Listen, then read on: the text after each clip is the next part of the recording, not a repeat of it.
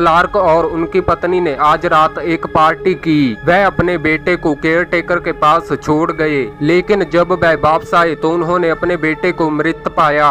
उन्होंने हत्यारे का पता लगाने के लिए जासूस मेहुल को बुलाया। तभी मेहुल ने घर में मौजूद लोगों से पूछताछ की।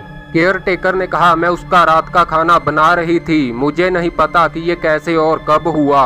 नौकरानी ने कहा, मैंने अपना सारा काम पूरा कर लिया था और मैं अपने मोबाइल से ब्राउज कर रही थी। नौकर ने कहा, बच्चा एक नया खिलौना चाहता था, इसलिए मैं उसके लिए ये लेने गया था। डिटेक्टिव आर्मी, क्या आप पता लगा सकते हैं कि बच्चे की हत्या किसने की?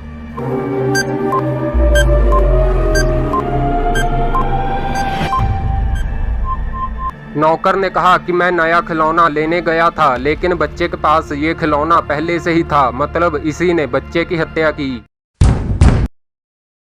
मेहुल एक पिशाच का पीछा कर रहे थे। तभी पिशाच एक महल के अंदर चला गया और मेहुल भी उसके पीछे ही अंदर चले गए। महल के अंदर मेहुल को 3 आदमी मिले। इन तीनों में से एक पिशाच है और बाकी के 2 इंसान हैं। डिटेक्टिव आर्मी, क्या आप इन्हें देखकर पता लगा सकते हैं कि पिशाच कौन है?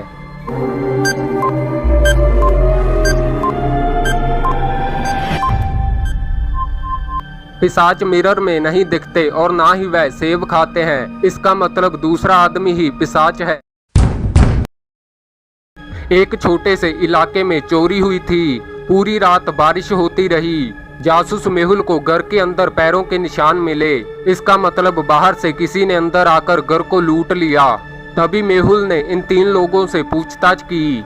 सैम ने कहा, मैं इस घर का केयरटेकर हूं और पास के गोस्ट हाउस में रहता हूं। पूरे दिन बारिश हो रही थी, इसलिए मैं घर से बाहर नहीं गया।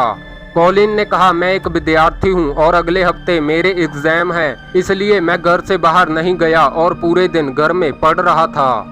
स्टीव ने कहा, मैं डकैती के बारे में कुछ नहीं करता हूं, मैं अपने घर के साथ एक आत्मनिर्भर व्यक्ति हूं, मैं क्यों लूटूंगा? डिटेक्टिव आर्मी, क्या आप इन तीनों के बयानों को सुनकर पता लगा सकते हैं कि चोरी किसने की?